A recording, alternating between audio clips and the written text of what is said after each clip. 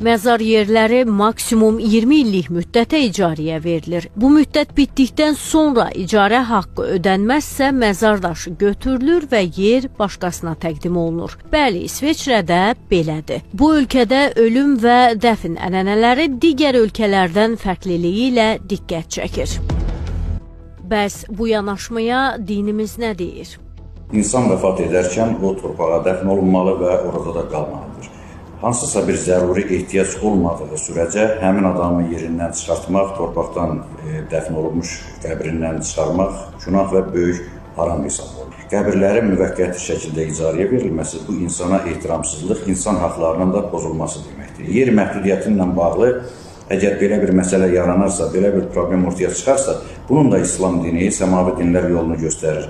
Yerin altında sərdabələr qurula bilər, mərtəbəli qəbirlər tikilə bilər ki, bu bir çox İslam ölkəsində ənənəvi xarakteri alıbdır və bu şəraitdə də deməli torpağın geniş qəbirstanlıqlarının israf olunmasının qarşısını almaq olar.